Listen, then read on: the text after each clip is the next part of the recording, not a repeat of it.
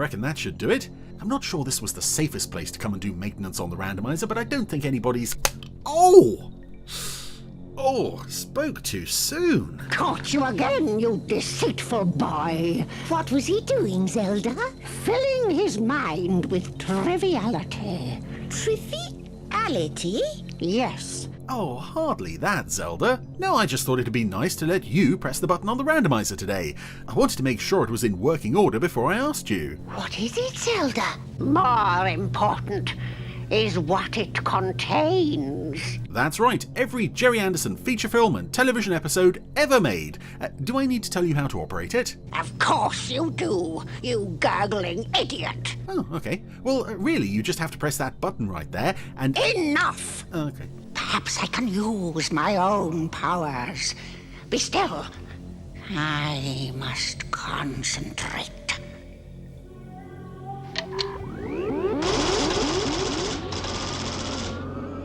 Well, that's quite impressive. Well done, Zelda. Keep your filthy tongue to yourself. I didn't... Oh, never mind. Okay, Zelda, if you'd care to examine the printout. I can see nothing from this scroll. Just tell me. Oh, okay, let's take a look.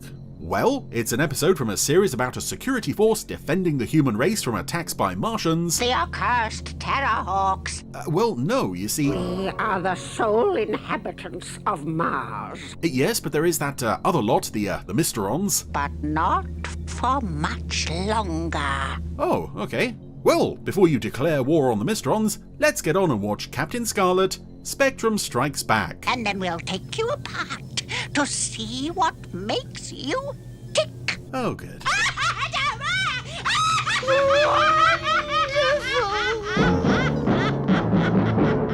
Leading the fight, one man fate has made indestructible. His name, Captain Scarlet.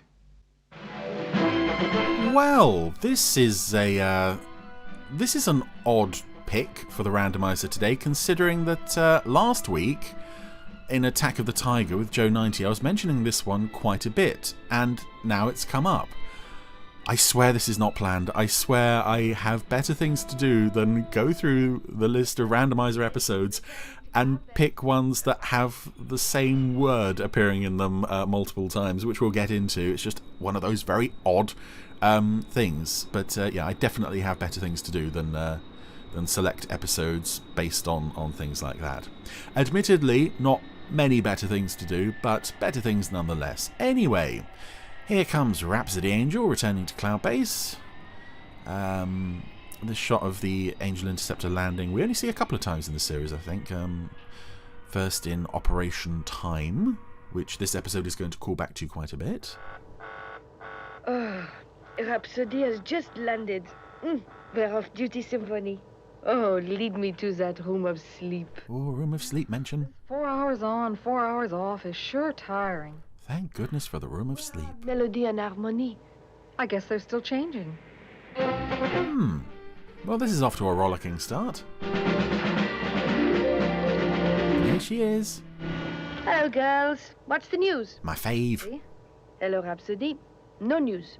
Things are very quiet. Well, with Colonel White, Captain Blue, and Captain Scarlet away, I hope they stay quiet. Are Destiny and Symphony sipping sherry there? Angel 1 is not manned. All right, Lieutenant. They will be right there. SIG. Does anyone know where they've gone? Top security. Some special assignment, I guess. So yeah, everyone on Cloud Base is a bit confused. Where are Scarlet, Blue, and White? I think that scene's only there to give Liz Morgan, Cy Grant, and Jana Hill their lines for the week. I also, not like, but I ponder about the fact that the Colonel's desk is unmanned. Is Green in charge? Because I would have thought he would leave either Grey or Ochre in charge. Would it have taken that much to dump one of those puppets behind that chair? Smell that air. Anyway. Wonderful. Well, we'd better move on. Oh, we're early. Scarlet and Blue are on safari. Yeah, I guess you're right. In their colour-coded safari gear. Ah, peace. And there is a slight subtext of... no one for miles. Maybe they're on a sort of date here. They do seem quite cosy with each other. Not an actual date, but almost to the point of one of them making a move. Just listen to those birds. And he moves closer and puts his arm around him. Oh no, maybe he won't, because a man with a hunting rifle has got his sights set squarely on... Well, he started with Captain Blue's heart, but nah, let's not risk that. Let's aim right for Captain Scarlet's forehead. And although, obviously, we later discovered this guy is a good guy, we know those guns are loaded. So if he'd slipped while draped over that pile of rocks, he could have blown Scarlet's brains out. I don't think anyone would have minded, because after all, he's indestructible. Colonel White would have put it down to Scarlet being too impetuous or something. Pathetic attempts to discover our secret. But you will... So no actual threat this week as such. You will never solve the mystery of the Mysterons. Oh, come on, that's a good one. We spent hours thinking that one up. Oh dear, mystery of the Mysterons. Well, someone had to make that joke sooner or later. Just glad it wasn't me. Oh, come on, buddy. We better get moving. I'm not your buddy, friend. Pass me that rifle, will you? Hold it right there. I'm coming down. Don't try anything. Back to reality. Yeah. Oh, their date is ruined. I like blue shades there. Game reserve? Yes. My name is Panther, and this is Mr. Bear. Cut to confused look from guard. Gentleman heading. We hear they serve a fine lunch at the hunting lodge. Well, that's right. It's about a mile down the track, and good hunting. Thank you. And speaking of food, I actually, I'll let you in on a really interesting fact. I was going to record this episode last night, and then I didn't, because I don't know, I tend to record Randomiser episodes in the morning. I don't think I can do them on a full stomach. I'm not as keen to be silly on a full stomach. So yeah, that's an interesting fact. I could have done it then, but I didn't. More coffee, Mr. Lyon? No, thank you. I'll take another cup, waiter. Yes, sir. So there's the world president with some other gentlemen in a lodge in the woods. Well, not the woods, in this safari park reservation thing. And there's Colonel White in his little car. Which, I mean, there's no reason for White to have arrived at this Good morning. lodge separately from Blue and Scarlet, other than that... And I can get a good lunch at the hunting lodge. That's right, sir. You're expected. Good hunting. He probably just stole their car, just for a laugh. One of his Colonel White japes. I love as well this security post. It's like there's no borders on either side. It is just a little shed and a little raised gate that anyone could just drive straight round. Nobody has to stop. I had him in my sights, but then it's funny, I just couldn't bring myself to pull the trigger. I know what you mean, sir. We at Spectrum are often faced with such situations. And I can tell you, I get some great shots. Well, you can at least show the doubters a photo of the one that got away. We don't like shooting people. It's icky. Sounds as if another guest has arrived. Yay. And who could this be? Well, it's going to be the guy we just saw drive up, obviously. Good morning, gentlemen. Hello, Tiger. Ah, there it is. Yes, that was why I kept mentioning it in Attack of the Tiger last week. Security Post 14, SIG. I think Joe gets away with using it slightly more successfully, not just for the fact that he's a kid. Security check complete, sir. Thank you. It's not so much seeing the Colonel use it. Well, gentlemen, shall we go down? There's innuendos and double entendres all over the place with this. Yes. Hello, Tiger. Shall we go down? And here's our lodge, descending beneath the surface very, very, very slowly. And of course, these being Captain Scarlet puppets, they're not really moving, so we have almost nothing of interest here. House still going down. Oh, we seem to be arriving in some kind of holodeck. Kind of looks like a holodeck. grid pattern on the walls. And this is probably a good time while we are descending to mention the fact that this was the very first episode of any Anderson show, I believe, that I ever managed to record onto VHS back in the days of VHSs. I could never afford like official retail releases, so I had to make do with a few scattered collections of episodes recorded off TV. This was the very first episode I recorded off TV of any Anderson show. So I have some nostalgic memories of this one. I remember it quite fondly, but the quality of the episode itself doesn't really deserve those fond memories. And, you know, case in point, this lodge, it looks really nice. It's really well designed. I like the idea of, let's do an episode in a completely different setting, but the construction and this lodge, the way it's used, I mean, the lodge has lowered into the ground.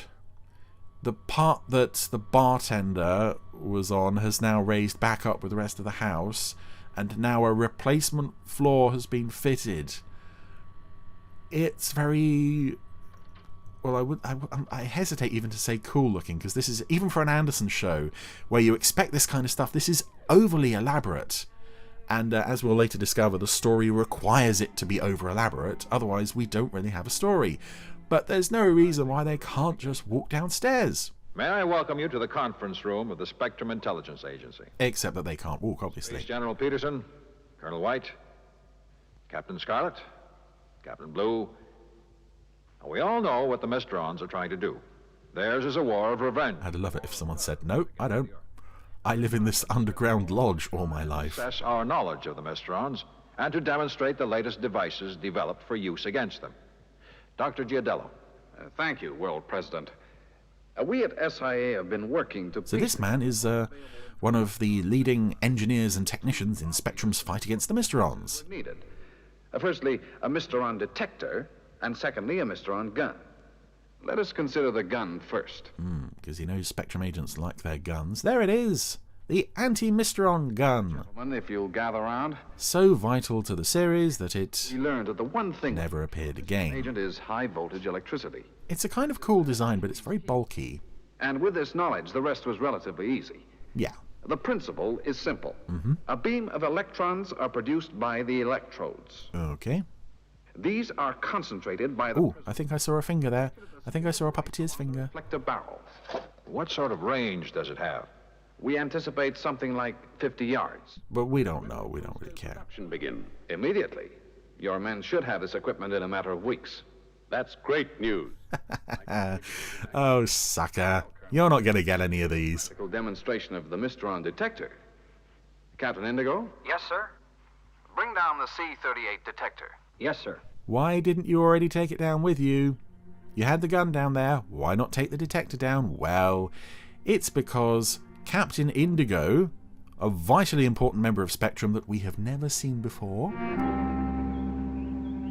needs to be delayed in going down.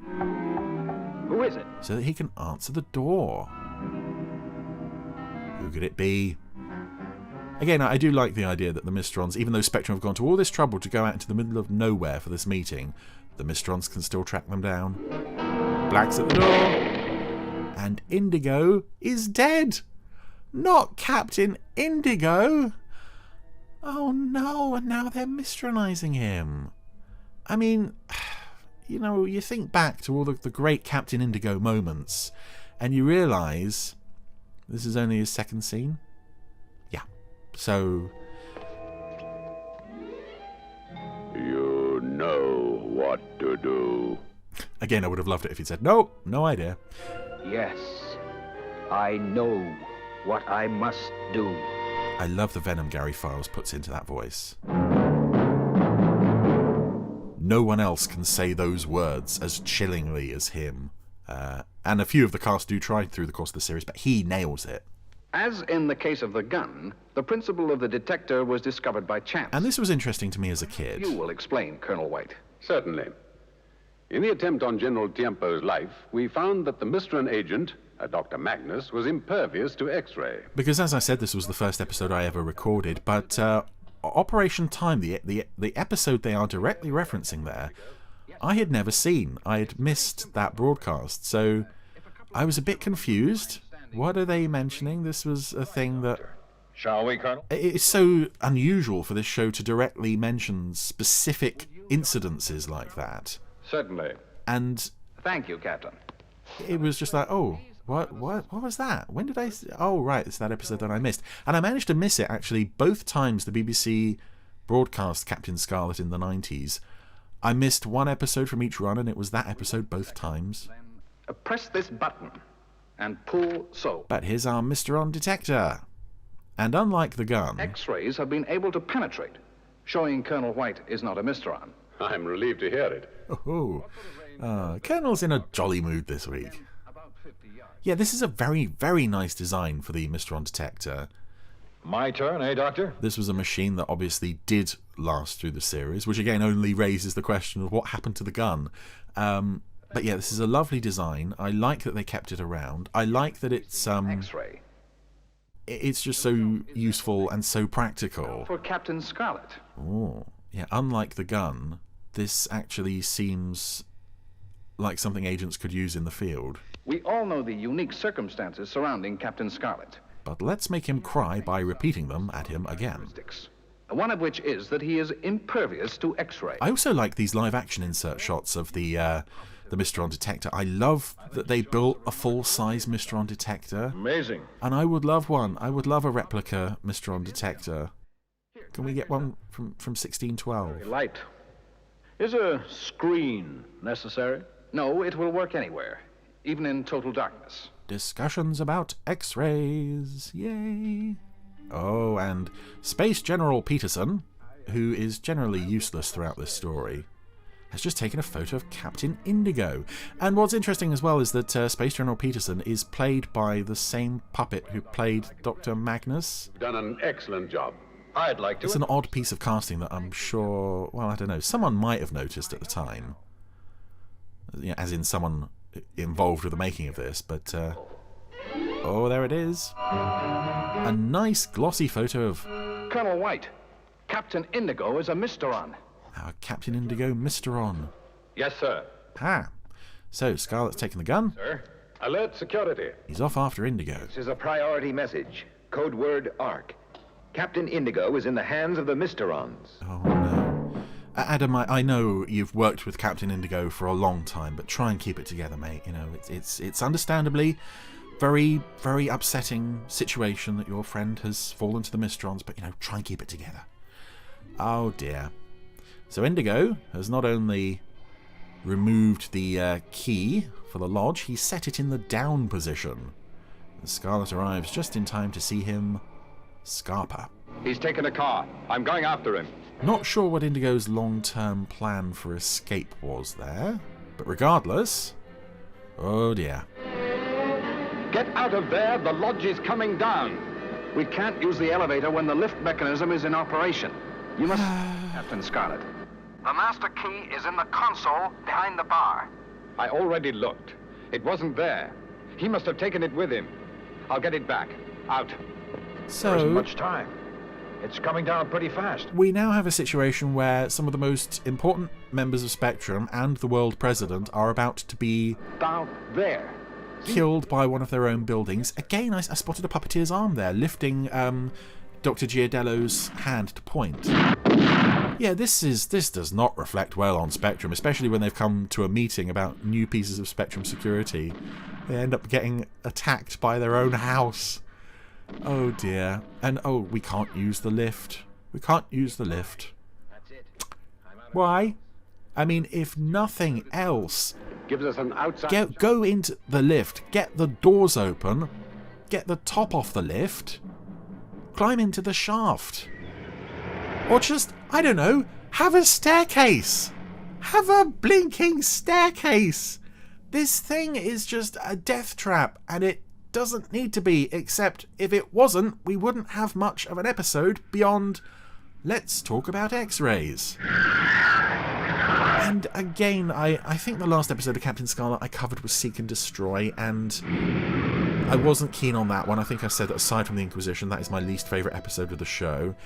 The nostalgia that I have for this one increasingly just doesn't protect it from the fact that even for a Captain Scarlet episode where the plotting is not always everything that it could be, this is a really daft setup, and I don't think the episode really brings enough to the table to work around that. Fast! Sometimes the show does. This time is not one of them. I suggest we get under the table. Yes. What'll that do? They'll be crushed like matchwood. But it'll be fun. We can play some hide and seek. I also remember, as I said, this episode was the first one I ever recorded off television.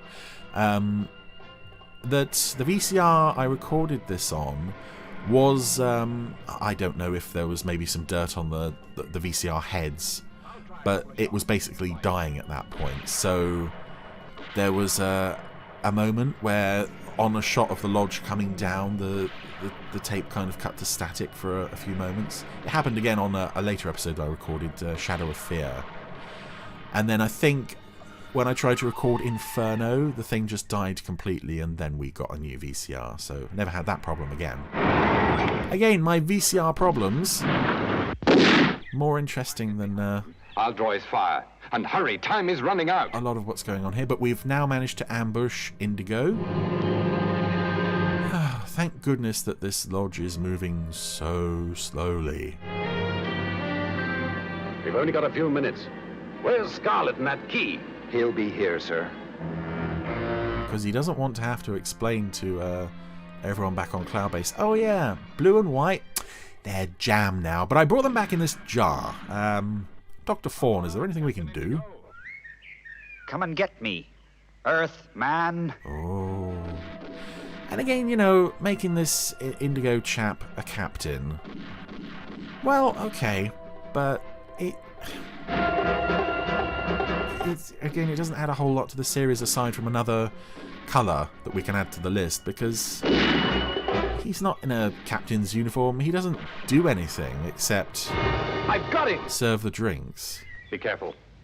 Don't go near him. I suppose you need someone in Spectrum to serve the drinks, but I don't see why it merits the rank of captain. Hold it. Don't touch him. And also as a kid, I remember... Stand back. Because Ochre and Magenta were never properly introduced by name as such. I was sure he was dead. This is the only gun that kills a Mysteron. Until next week, when that gun you've got there would work just as well. Yeah, as a kid, I and several of my friends, we didn't quite understand how this worked because, I don't know, because we were only seeing the episodes once a week. We kind of thought, well, hang on, who's that guy in a brownish uniform? Captain Brown was blown to bits, so who's this brownish guy? And it was the same for me, actually, on first viewing with Captain Indigo here. I was thinking, well, hang on a second, have they killed that pink guy who was in a couple of early episodes? Thankfully, no, they didn't Mysteronize Captain Magenta. Just some nobody named Indigo.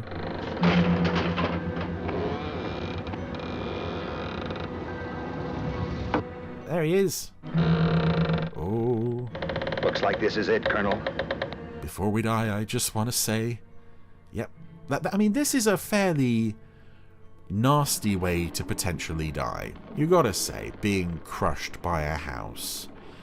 But you've also got to say, why is there no fail-safe for in the unlikely event that you are about to be crushed by your own house? Press this button. He did it, Colonel. He did it! And it won't crush you.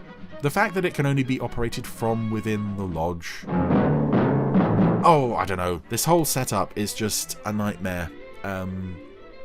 Not only for health and safety, but for, dramatic sense. Oh!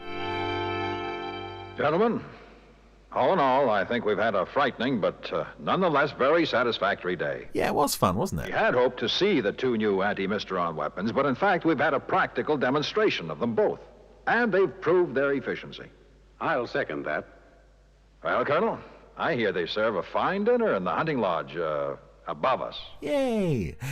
Who's going to write to Captain Indigo's widow? Anyone? No.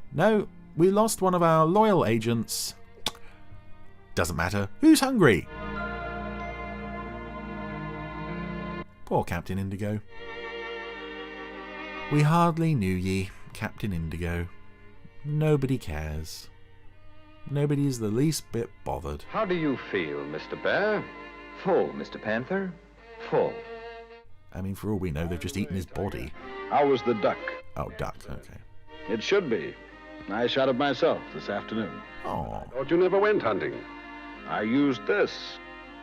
Look.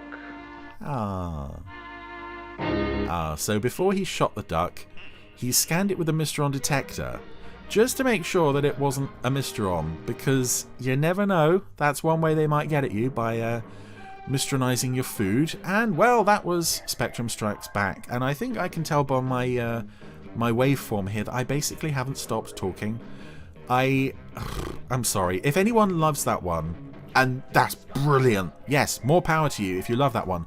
As I said, nostalgia aside, this one just, as a story, is... Oh, Tony Barwick. No, Tony Barwick, come on. That one is just so flawed. To the extent where, you know, you can overlook a few plot holes, that's fine, but the whole intrinsic setup of the story is just... it hurts my brain to just even ponder why Spectrum would build a lodge that is just so clearly gonna kill them. It's just not a believable scenario, and it kind of makes that whole feeling of, here are these weapons, we're progressing, we're developing the series. That's a nice touch. I love the idea that we went out into a new location to do it, but just this thing being a death trap, this episode is, oh no, take it away, take it away.